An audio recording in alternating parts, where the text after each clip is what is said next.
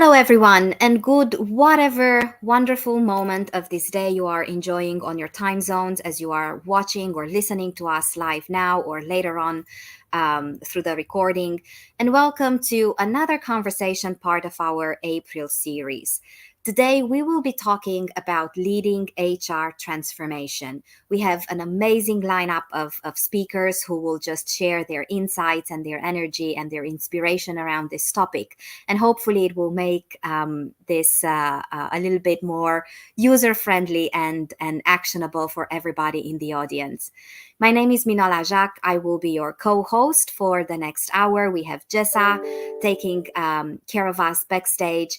And for those of you who don't know me and we haven't crossed paths before, I am a journalist by trade. I am a change practitioner by choice. So this topic is definitely very near and dear to my heart.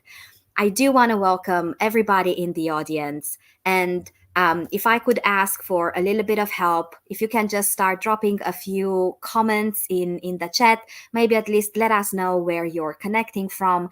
And this way, one, you help us travel around the world through your locations. I see Portugal coming in. Welcome. And also we ticked this off the box. We are live and running, and you can see us now. Jessa, please do help me bring the speakers on stage. And while they get used to seeing their faces next to each other, I will just take a few more seconds and wholeheartedly encourage everybody in the audience, consider this conversation as much yours as it is our panelists. And drop your thoughts, your ideas, your stories around HR transformation in the comments, because this is a great way to help us grow from learning from each other. Now, what we will do, we will open with the round of introductions, and you all know the drill. I will pass the e-mic around clockwise as you appear on my screen, and I will ask you to first shortly introduce yourselves, and also do share with us what is the first thing that comes to your mind when you hear HR transformation. And such a joy to welcome you on the panel today. Good to see you. Yes, thanks for having me. Hello, everyone. My name is Anne Rush, and I'm the founder and CEO of ElastaJobs. We provide HR consulting services to startups and mid-sized organizations. We kind of run the gamut in terms of HR consulting services, but in particular have focused frequently on HR transformations and organizational design. So the word that comes to mind for me with HR transformations is excitement. Thank you. Starting us strong with excitement. Alex, good to see you. Welcome. Good to see you. Thank you. I'm Alex Seiler. My background is as a chief people officer. I've been in the people and HR space for 15 plus years, closer to 20, but I like to say 15 plus. And I am also a startup advisor to currently 3 HR technology companies. And it's maybe more a sentence than a word, but that comes to mind is it takes time. It doesn't happen overnight. So, yeah. Thank you. Thank you so much. Angela, good to see you. It's been a minute since we shared a conversation space. Good to have you today. Hello, it has been a minute, so I hope everyone's doing well. My name is Angela Briggs Page. I am a Chief People Officer. I have been in the HR people experience for over 20 years, so excited to be here. And I think the word that comes to mind for me when I think about transformation is impact, right? What kind of impact are we going to make to our employees and to our organization? Thank you so much. Vinod, good to have you back on one of the panels. Good to see you. Good to see you, Minola. Hi, all. Good morning, good afternoon, and good evening, everybody. In India, it is evening. My name is Vinod Bidwaik. I am heading HR, so I am the CHRO of largest media house in India, Sakar Media Group, which is a part of AP Global. And we are in a diverse things like print media, television, digital, event, exhibitions, technology like analytics, skilling, reskilling, and all this front. We are there. About HR transformation, it's a butterfly moment for me, because as butterfly, uh, born, it's a cocoon to butterfly is a painful process, but it is again at the end of the day is a beautiful process, and you see the beautiful butterfly. Thank you so very much. And who else to make our panel wholesome than Tara? Good to have you back. Nice to see you as well. Thank you so much for having me again. It's been a couple minutes since I've seen you as well, but for those of you, I'm Tara Fournier. I am a chief people officer and dipping my toe for the first time into consulting. So I'm excited to have both Alex and Anne and Angela and Vinod here to learn from you as well. Been in HR for over 20 years myself. And I think for me, when I hear the HR transformation, I think my word is opportunity. Wonderful. So let me just check that my memory still works. So we have excitement, it takes time, impact, butterfly moment, and we have opportunity, right? Okay, good. So what I would ask each of you, first and foremost, a small logistics ask. When you're not actively contributing into the conversation, may I ask you to go on mute? Because that will save us from any feedback and interference noise. And that's also my secret cue that you want to jump in. So if you can just stay on mute when you are not speaking, that would be absolutely wonderful. I know that HR transformation feels almost self-explanatory. Yet, if we look at our organizational environment, there are so many different projects, there are so many different initiatives, there are so many different things, the most generic, elegant word that I can think of, that they get labeled as HR transformation. So I would invite each of you, if we can take a few minutes and really look at everything that is bubbling at the moment within the workplaces, and what kind of HR transformation focus areas do you see around you? And I will leave that question there, and please jump in as inspiration strikes, and we will consider this the round when we exercise the unmute button. So HR transformation, what flavors do you see around you?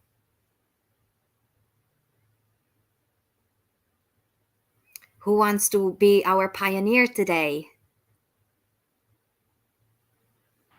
I'm happy to jump in first. Thank you. Because I'm thinking about my current role. And for me, when I think about transformation, I'm thinking about organizational effectiveness.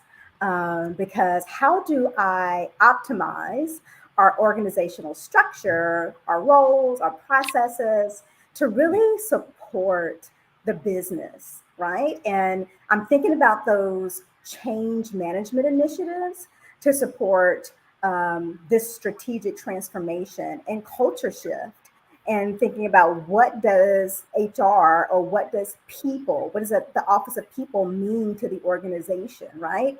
And how are we measuring and communicating the impact of our HR programs, our people programs on business outcomes? So that's what I'm thinking about personally right now in terms of transformation. Thank you, Angela, for breaking the ice. Vinod.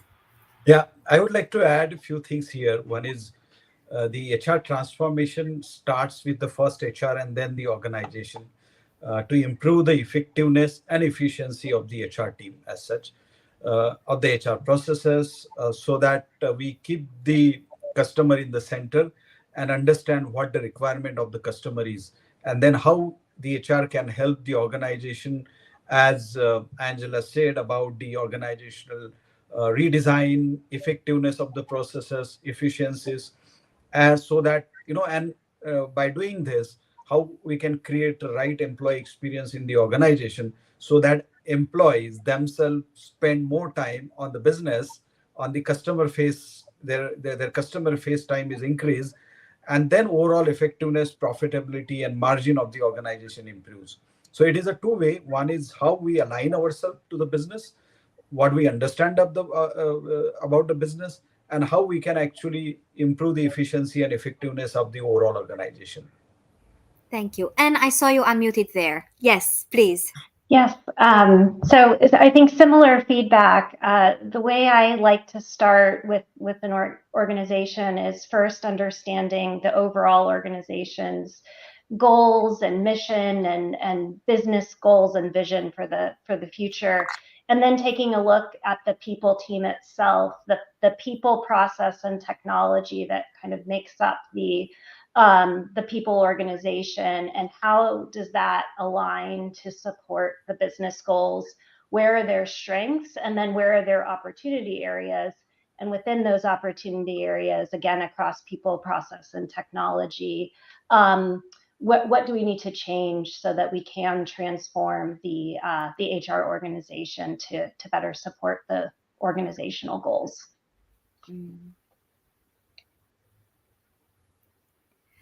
Now we have okay. So Tara will go, and then Alex, you will be in the hot seat of going last. Tara. That's funny. I know we were doing a polite fight there to see who would go next.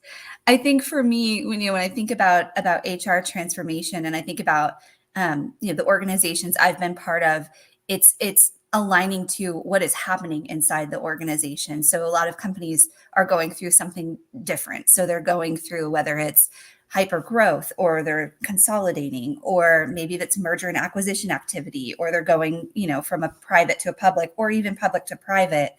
HR is right at the front and center of that from an operational perspective, to make sure all the compliance pieces in place and all those things, but also, getting the employees engaged in around whatever the initiative, whatever the change is, and getting them aligned. And so to me, when I think of transformation, I think of how the HR or the people team can really drive that. And I think we're the most important piece in that puzzle, right? To make the successful, transformation happen.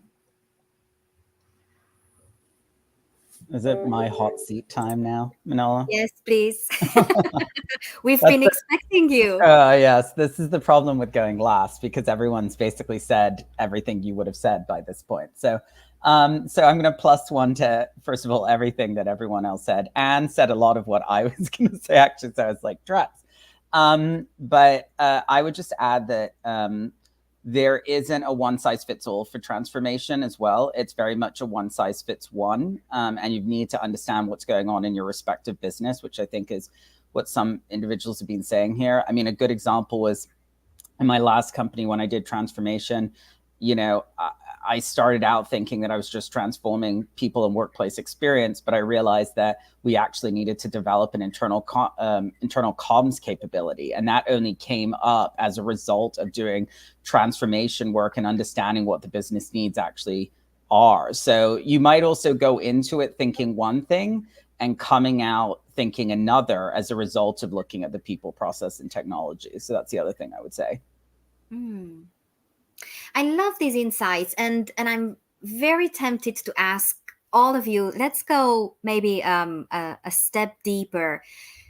What I heard is that is not so much about the chicken and the egg, which comes first, the company overall transformation or the HR transformation, but it's more about keeping this aligned as they unfold alongside each other. And Vinod, you called out this topic during the last round, so I would ask you to be our pioneer on this one. And for someone who's a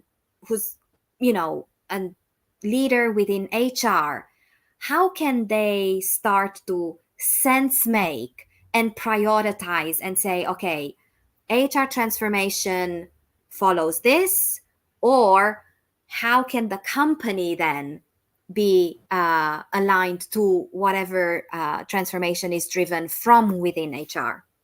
Yeah. So I think any transformation, I will not differentiate between organizational or HR transformation, because at the end of the day, it's the human resource in the organization, the people in the organization, they are going to affect.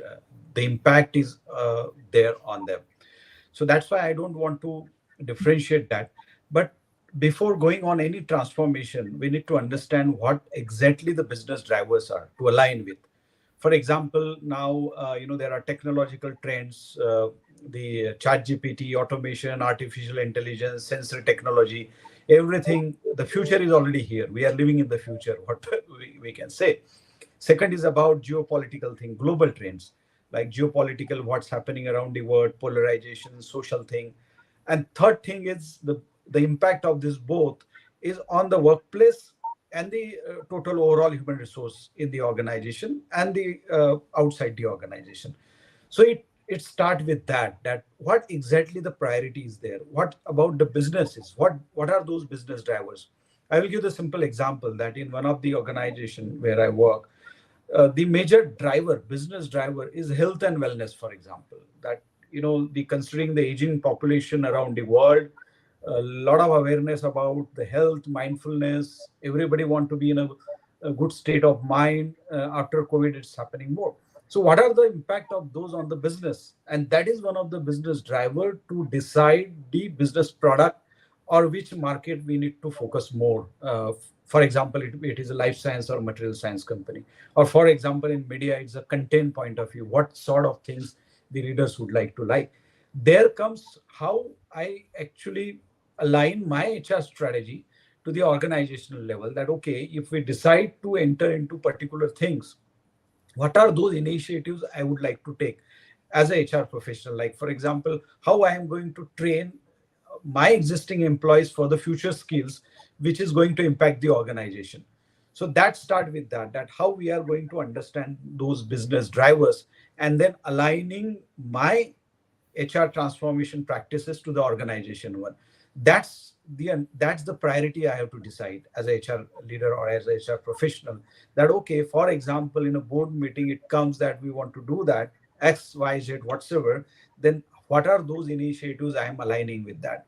Whether it is merger or acquisitions comes, whether it is a new product development comes. So first I have to go in detail and understand that what is the current capability I have today and how I am going to contribute that. And then comes with the different programs and project to run the HR transformation.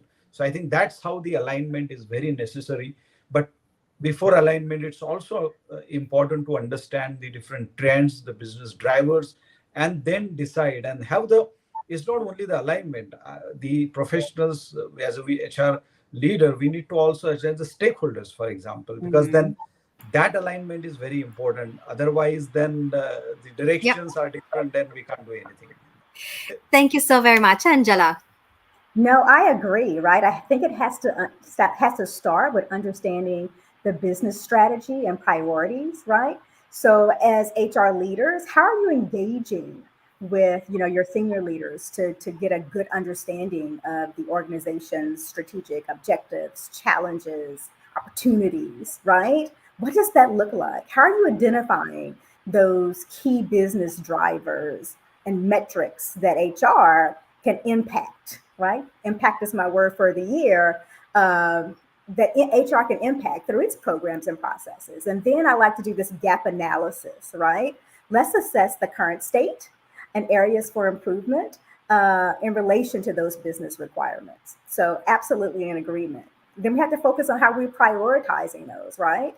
So once we have that, we can think about defining our clear objectives and metrics, because what gets measured gets done. We want to have some really clear metrics that we can utilize in doing that.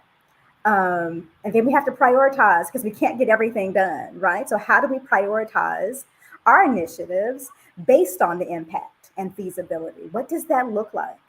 And then we develop that phased roadmap as to what we can accomplish. And so we can think about that and then start thinking about resources and build those capabilities out, and then continuously monitor our progress and adjust priorities based on that. So that's kind of how I think about it, very much so in line with what Vinod said, and how I'm thinking about aligning those HR transformational opportunities.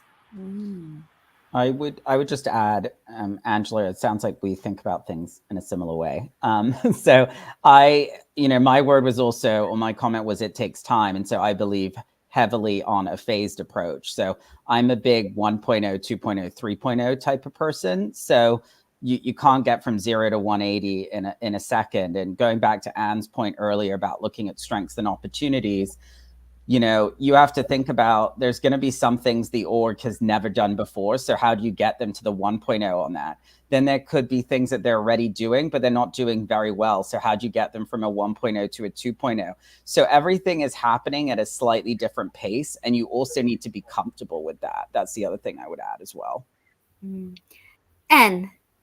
Yeah, I think these are all excellent points. And just to build on it a little bit, sometimes I think the word HR transformation can feel daunting or overwhelming. It's a big word, right? Transformation. And when I think about what Angela and Alex and Vinod are describing, it doesn't necessarily have to be an HR transformation, right? In my opinion, HR should always be thinking about the business goals and how do we strategically align our talent plan to support those business goals.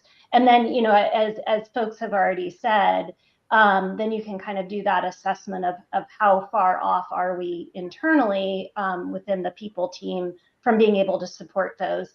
And maybe an overarching HR transformation is warranted. Or maybe it's to Alex's point, it takes time and we build it out and we make changes along the way based off of the capacity of the organization and the appetite for change at the time. So I think if folks are like, gosh, HR transformation, I can't possibly do that, this year. You can still make progress towards strategically supporting the overall business goals. Like Alex said before, I'm going to do a +1 for everything that you all are saying, because agreed.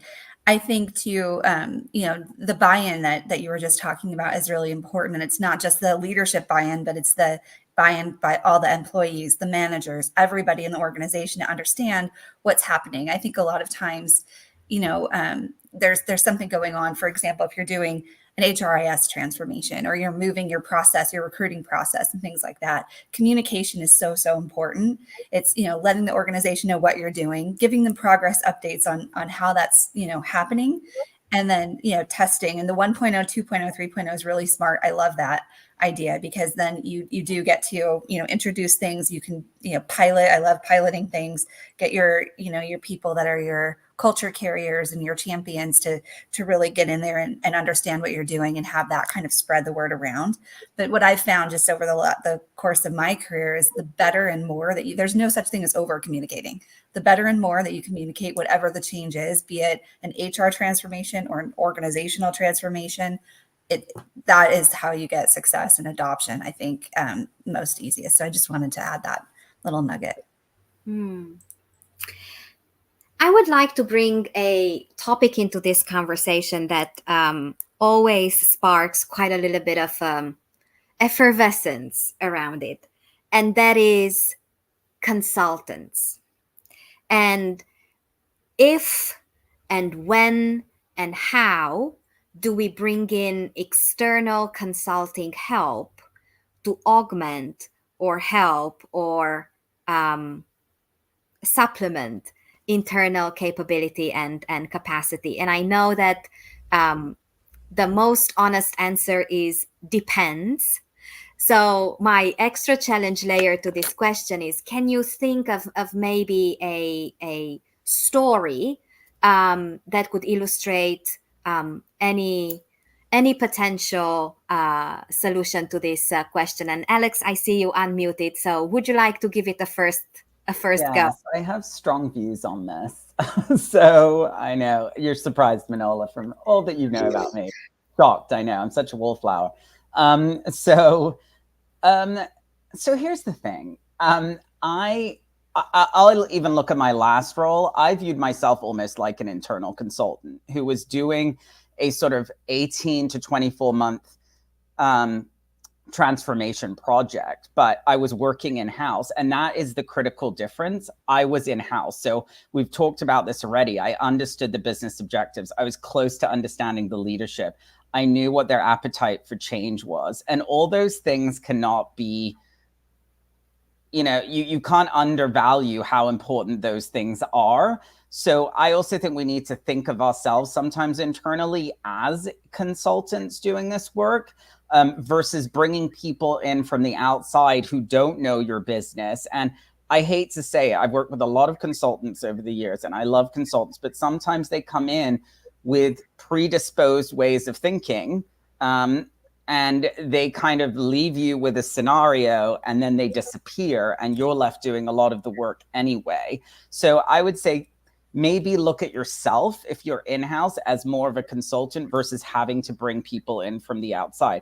But I do think it depends. I think consultants can do great work. I'm just saying we need to reframe how maybe we look at ourselves as in-house practitioners as well. Thank you. Anne, I- let's do a bit differently. Tara and then Anne. It's the reverse of what we did the previous time. So Tara and Anne. Okay, perfect. I think, for me, when you hire a consultant is when you need a very specific piece of expertise. For me, when I've brought in a consultant, it would be, somebody that maybe has expertise in compensation benchmarking when you're going through, merger and acquisition, and you need to make sure you're harmonizing your benefits, or there's something very specific. I think is a great opportunity to bring in somebody from the outside that I think, having a consultant that doesn't know your business is one thing, but there's also the other side. When you're in the business all the time, you may not see things that other people from the outside could see looking in. So sometimes it is good to have that external, just voice in your ear, and to have that. But for me, what I've used consultants for mostly is very specific, levels of expertise. If I'm doing an ATS implementation and there's somebody, an implementation specialist, great, please come in, do the project, help me, and advise. And I've also had success stories where I've had consultants and I end up hiring them, to come and join my team. So it's two ways to look at the same thing. I guess you are right, it is effervescent. And then we will go to Angela, because I saw you, Angela, unmuted earlier. So Anne. Sure. So I've done HR transformations and consulting both internally and externally. And I think that when you bring in an external consultant, it needs to be a close partnership. That external consultant can't transform your organization for you by any means. They can be that trusted advisor and subject matter expert like Tara is referring to, but I don't think it won't be successful if it's just an external consultant, pushing. It needs to be that partnership. From my perspective, internally, I completely agree with Alex. You've got you understand the business, you understand the players, you have that full scope that would take years for an external consultant to learn. I think conversely, though, you also have, it can be tricky when, depending on the culture and the environment, it can be tricky to kind of be that self-critical. In particular, if it might have people impacts, your HR transformation might have people impacts. So navigating that, raising ideas that might even impact your own role can be difficult. I've been there and I've done that, but it takes a certain type of person who can kind of look at things objectively when it has a direct impact on their role or their colleagues' roles. So those are good opportunities to bring in a fresh set of eyes to partner alongside the internal organization, who can potentially be a little bit more objective and/or aren't as worried about the political navigation, right? Because you're going to come in, you're going to do the job, and you're going to leave, and you're not necessarily worried about, well, how will this downstream impact my career within this organization? So again, though, that doesn't mean that you can just have that external consultant only view. I think it needs to be that partnership. Thank you, Anne. Angela. No. So my answer is going to be, it depends, right? So I think that I agree with Anne in that, there are times when I need a particular expertise that I would say, yes, let's, bring in a consultant, or some things are just a priority, right? And given everything that we're working on, we don't have the bandwidth to dedicate to coming up with a plan, right? Or a framework. So it's a good time to bring them in. But I agree with, my fellow panelists, right? We got to utilize our voice, right? Because ultimately, they are putting together a plan that we have to agree with. So we definitely have to make sure that, we're letting them know about who the company is, what our culture is, how we do things, how it aligns to our company values, right? So definitely want to use and elevate our voice in doing that. But also want to make sure that, and I agree with her when she was like, sometimes, it removes politics or those personal relationships, which can lead to a clearer, more unbiased assessment. So that's also helpful sometimes in certain situations. So my answer is still, it depends. But also have a finite reason as to why you're bringing them so that you can really define that scope and define that timeline. Can I just add? I think to Angela's point, I was that capacity is just a currency you cannot mess with. And we are also time poor these days. So I do agree with Tara as well, where I've utilized consultants best, and everyone's kind of said this, is for very specific needs, specifically around compensation. And with everything that's changed around pay transparency and happened so quickly, there isn't necessarily, you have like whiplash on certain things that you need help very quickly.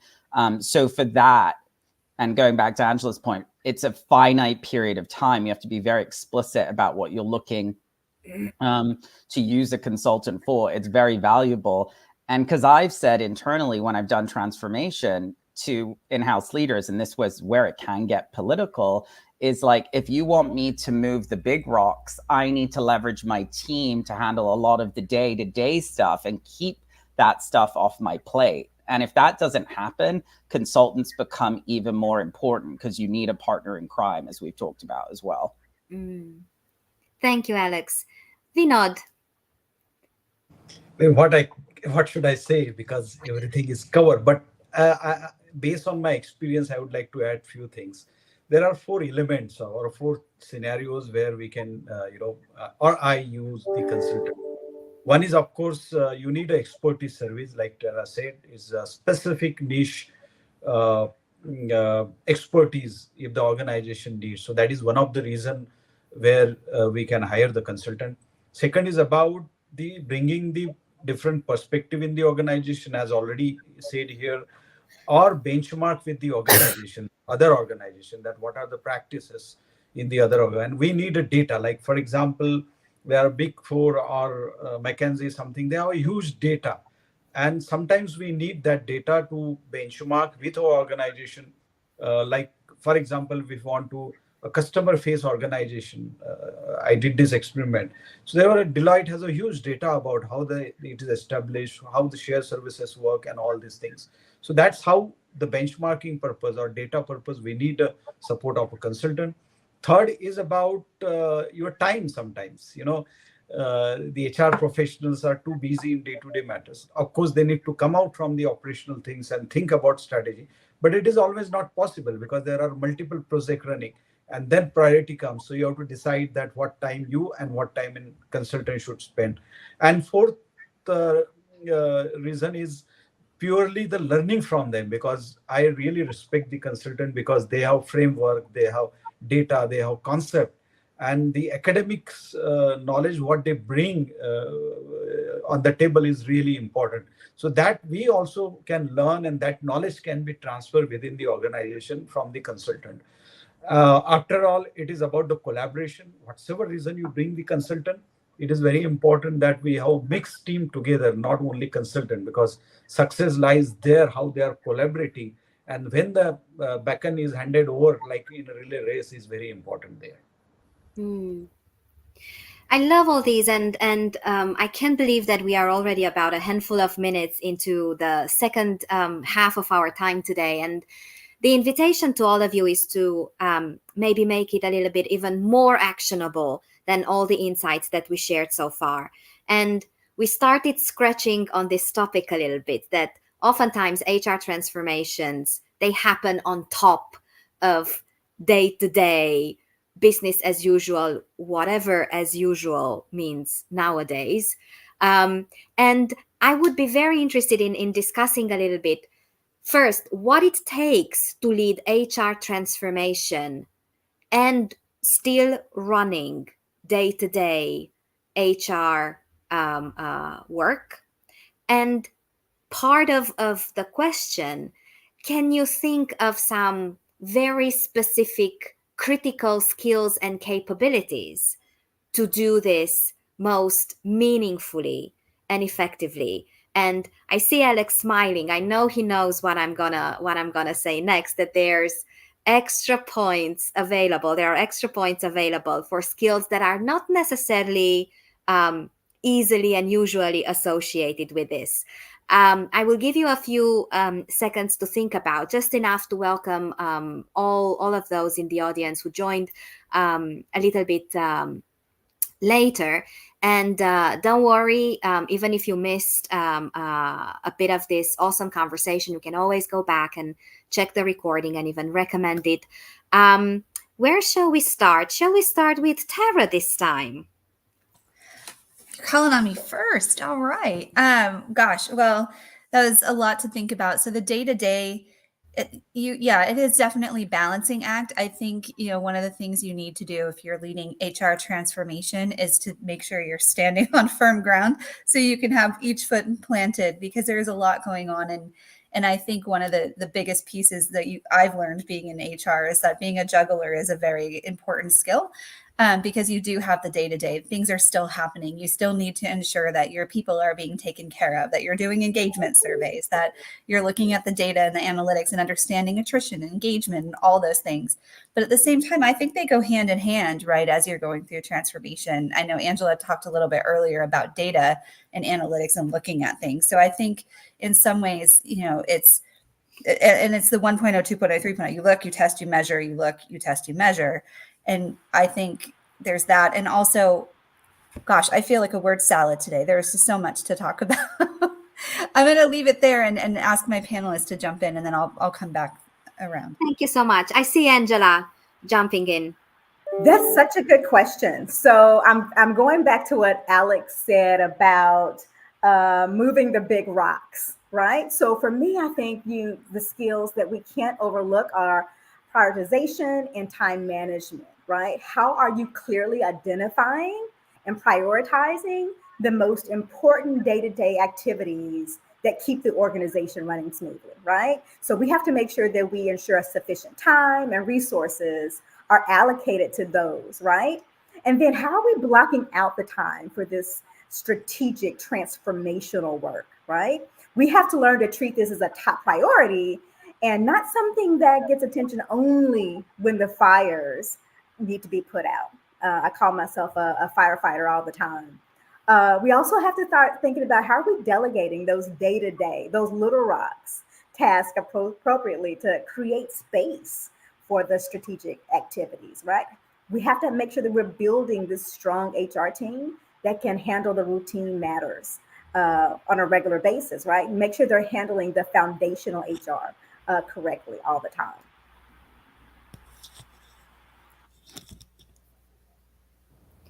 Yeah, I think. Go, Vinod. Thank you. Yeah, so there are a few elements I would like to add. Is one, of course, you need a business understanding that what exactly the impact the transformation is going to make. Second is about networking and influencing, because any transformation should be result driven, because then sometimes the transformation fails. Take an example like digitalization, and you implement the digitalization in particular function. What happens? The adaptability of digitalization tools sometimes is a bigger challenge, because it is not people are not convinced properly that why and how they should use that. That element is very important. So networking and influencing is very important. But I would like to add, apart from behavioral things, another factor HR professionals or we need to understand is about project management skill or agile methodology, where you know exactly that how, and I did that in my earlier, or whenever there are project things that, and we need to have a team where there are different roles, assign gatekeeper roles or risk mitigation roles, somebody moderating the meetings during these transformations, and understanding the milestones and our proper reporting system. So I think PMP and agile methodology is another thing apart from all this behavioral capabilities what you mentioned is very important. Mm. I can Anne go. and Alex. Oh, Anne, sorry. And Anne, you go. Alex. So I would just add, I guess I would maybe take a quick step back and just say, if you're calling it an HR transformation and that's indicative of a large strategic initiative that you want to be focused on, starting first with, and I'm kind of combining a lot of what others have said, but starting first with what are the goals, what's the timeline of the body of work, what's the timeline for achieving those goals, and what's the estimated capacity needed to meet that timeline. And then really taking a hard look or advocating, if you look at the capacity needed and you look at your team and there's just no way, because we all know we can't let the day-to-day slide. The day-to-day for HR is too critical. You have to keep hiring people. You have to stay compliant. You have to handle employee relations issues as they come in. So it's not oh, I can just let that slide, right? So that's you have to keep that running. And so then looking at, if you truly don't have the capacity, is there an ability to either look internally for a development opportunity for someone, who can maybe have this as their sole focus for 6 months, 9 months, whatever that time frame should be, or adding some external capacity from an external consultant. And then if you're able to sort of separate out the capacity needed, then I think the skill sets, and this could come internally from the HR team, or it could come, again, as a development opportunity. Certainly, I agree with Vinod, project management, problem-solving skills, thinking outside the box, creativity, because that's a strategic initiative. And then relationship management across the board, being able to have that executive presence for readouts with executives, working with a variety of HR team members when it's not their top priority, right? Because they're focused on the day-to-day. So I would look for those skill sets in someone who, ideally, if you can have them managing the strategic initiative, to have. Alex. So you've asked us a very layered question, clearly. So I would say, I think Anne said it earlier, like when people hear the term transformation, they find it very daunting. So I think the ability to break that down makes it easier to attack and achieve. And otherwise you get stuck into sort of analysis paralysis mode on something like this as well. So I think it's a few things. I think Angela touched on it as well. If you don't have a high-performing HR team that you trust, then you need to get one in place very quickly in order that you can start delegating those little rocks to. Otherwise, it's going to be borderline impossible for you to really work on transformation. The other thing is socializing your ideas early with the leadership team so you can get a sense of where they're at. And so that once you're actually ready to, implement or lock and load, nothing is really a surprise as well, is the other thing I'd say. The benefit of also understanding what's happening on the day-to-day is it can help fill in some of the gaps for your transformation plan and reinforce some of the themes that you were thinking about as well. So there is a push and pull on being involved in the day-to-day because it helps reinforce certain things you may have already been thinking about. It may help you think about new things as well. So I think there's a few things. As far as generally, if this was, like, as Anne mentioned, more of a large scale HR transformation initiative, I've typically broken it down into a couple different areas, like coming up with a people transformation plan first, based on what I know about the business and aligning with goals, then developing a people strategy with buy-in from the leadership team, and then coming up with a people operation or people strategy roadmap that starts operationalizing and coming up with KPIs for everything that you're trying to do. And it holds you, the team, and accountable, and ensures that the leadership team knows what you're working on. So those are just the add-ons I provide. Thank you all so much. Now, a few months back, I made a promise to myself, and I would like to keep myself honest. And that promise was that whenever possible, I will create space in our panels to address the reality of an HR function of one. And it would be very tempting to say, what HR transformation is there for an HR function of one? But I think that's the very first pitfall of asking that question. So I would invite each of you, for those of us in the audience who are an HR function of one, what would you add, or what would you highlight, or what would you augment from everything that we have shared so far? Maybe something along prioritization or creating capacity and capability. And Anne, I saw you unmuted, and then Alex. So sorry, Alex, I keep jumping ahead of you. It's okay. It's fine. It's fine. I see we're settling in a pattern here. So Anne, Alex, and then Tara, I saw you unmuted there. Anne, please. Yes. So I was just going to say, it stuck with me when you said, how do you think of an HR transformation if you're only a team of one? And I can certainly see that at the first glance or on the surface level. But if you think about looking at the people, process, and technology, right? So people team of one, that's probably not going to change. You might have a little extra funding to bring a part-time team member on, or some subject matter expertise externally on, but you might be constrained within your people size. But there's a lot of other things that you can be looking at. You can be looking at your technology. You can be looking at your processes. I think everything that we've talked about applies in terms of that strategic alignment to business goals. It's just a much tougher juggling act. Right? Because you don't have someone to hand the day-to-day off to.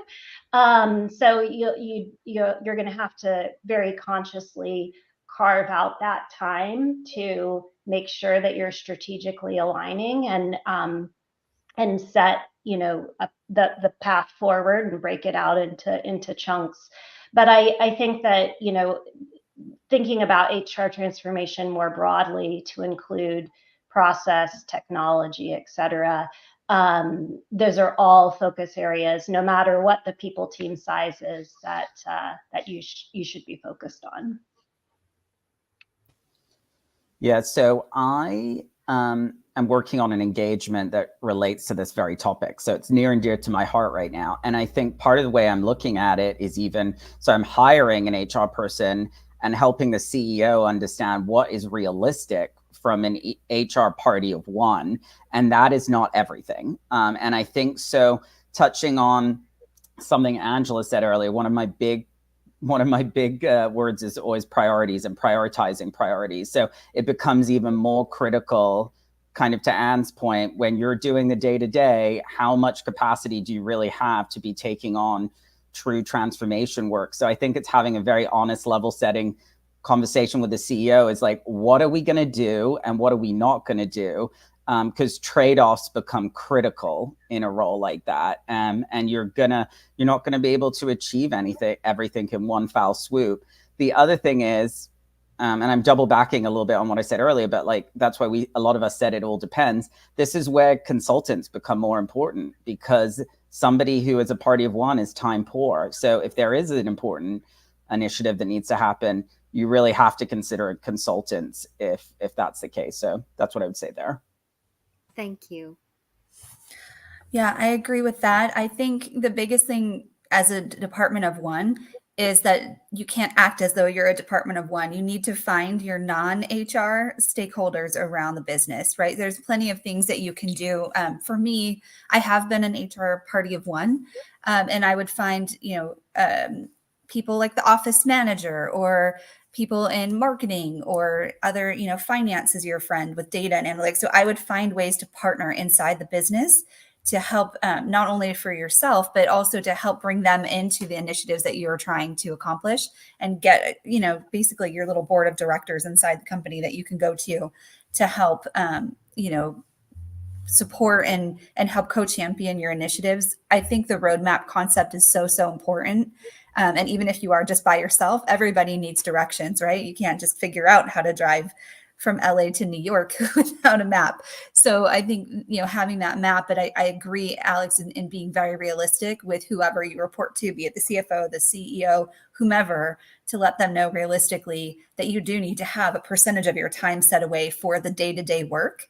And so you have to figure out how many hours is it going to take to get initiative A, B, or C done, and then be very realistic about what you can do. And to me, sometimes when you say, oh, it's going to take me 6 months to get that. And of course, the CEO is like, no, it's got to be done in 3. That's when you say, okay, I need some more budget. I need to have a consultant. I need to have a hire. I need to have a whatever. And if you are shy to say that, then you'll be you'll be slow to get resourced. So, being very honest with what you can and when you can accomplish is super important. So the hot seat is down to Vinod and Angela. Angela, and then we wrap up with Vinod, if that's okay. That works for me. I was going to say I agree with my fellow panelists, right? So when I was thinking about this question, I was thinking about, first and foremost, what is our alignment with the CEO? What is our alignment with our stakeholders, right? So if we're coming in and we're understanding what the business goals are, what the strategic direction is, I think that also helps us focus on what can and cannot be accomplished, and being very honest about what that timeline looks like and what this solo practitioner can and cannot do, right, in terms of any type of major project or initiative, right? Because at the end of the day, we still want to make sure we're focusing on those things that are required for compliance purposes. And I know that's not, fancy or as fun, but we also need to make sure that that's getting done. And that, we don't lose sight of getting those basics right every time. So I think it's also understanding that and making sure that solo practitioner is comfortable having that conversation with the CEO, saying, yes, I know that you want to do this, but we also need to make sure this is done over here. So if I look at my list, right, is there something that you want me to move out the way to move this back up? And they have to be comfortable having those conversations with their manager. And by the way, sorry, just to add to that, to Angela's point, I love doing that. The twisted HR person in me loves doing that, because it's like the moment that they're like, oh, no, don't get rid of that. I'm like, okay, then. All right. Vinod. Yeah, it's deciding the priorities and aligning with the management or CEO that what exactly the need is. Here, it's a smart work rather than hard work. Understanding the non-value added activities and where we can focus more. So that is, I think everybody has added that. So I would like to add the simple thing that just have a candid discussion with the CEO that what exactly the requirement of the business is and how he or she is going to support the HR in that case, if the is a one-man army, and deciding what are those even in day-to-day operations, can we find something that what are those non-value added organization or HR functions having, and eliminating those and focusing more on the value added activities is very important. Could I just jump in quickly? Yes. I have a tactical and actionable suggestion too. So in this can sometimes bring new challenges, but with some nonprofit people team of ones that I have helped in the past who have a small budget, They've had some success with maybe getting a co-op or an MBA intern. Yes, that it does have the ramp up time, right, of onboarding, but it can be an inexpensive way to add capacity.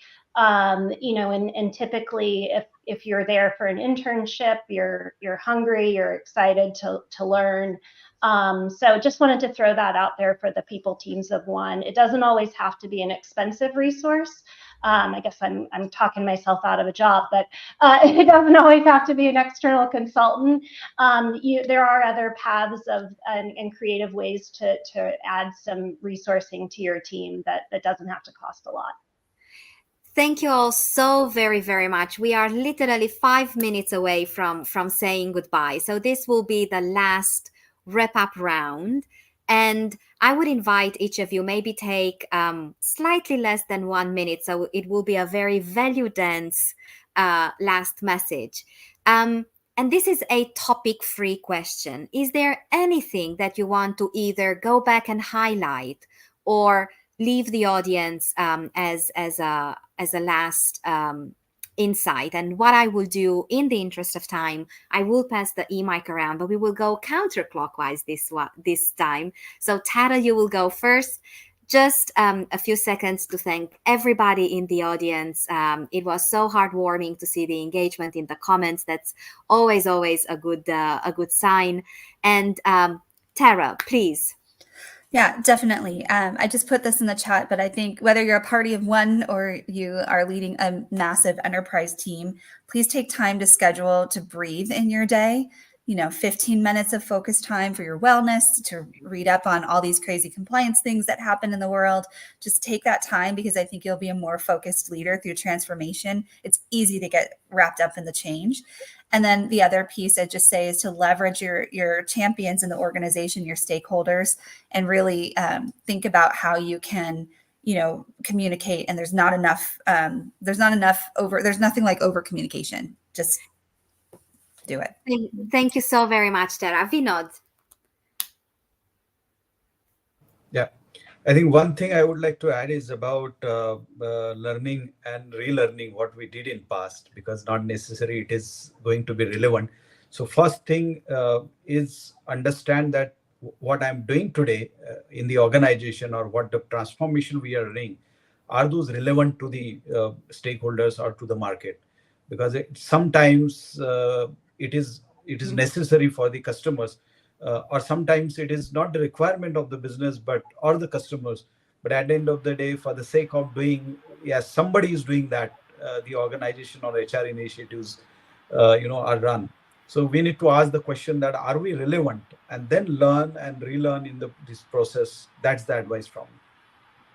Thank you so very much, Vinod. Angela. Excellent. So I have two things. One is, when you think about leading HR transformations and change, right, make sure that you have a documented resistance plan, right? We know that change can evoke very strong emotions. So having that laid out in advance will really help you be more successful and really help you think about your project plan. Number two is celebrate your wins. Celebrate your early wins and your success stories, and showcase those when they happen, right? Because this really does help demonstrate the benefits of change and really helps build that momentum, right? So that everyone can continue to rally around the change and the transformation. Thank you so much. Alex. Yeah, my point is particularly for people who might be tackling transformation for the first time, to just say that, like, you're not alone, and to reach out to people around you who may have tackled it or have tackled it before, to get a sense of what they've done, not necessarily with the idea of replicating what they've done, because it might not be right for your organization, but to get inputs and then figure out what works for you. Because the whole idea is to get to transformation. The approach and the style is going to be different depending on the individual, and finding out what works for you is going to be the differentiator as well. Thank you. Anne. Yes, so we talked a lot about defining the goals and objectives for the work, and I would just add to that of articulating the why behind it. What's in it for the individual? What's in it for the people team overall? And then more broadly, what's in it for the organization itself? And making sure that people understand the why. And Alex, Angela, Vinod, and Tara, it was such a joy hosting you today on my screen, literally a sunshine moment in my week. And thank you for being here and so generously sharing your insights and even your energy around this topic. It was almost palpable. Thank you, everybody in the audience. Thank you, Jessa. For those of you who are still online in about 1 hour, in exactly 1 hour, we do have a panel part of our Inclusive Workplace April series on neurodiversity. So I hope I will get to welcome you there. But if not, I am looking forward to crossing paths again with as many of you as possible in the near future. Thank you, everyone. Thank you. Thank you. Thanks. Have a great day.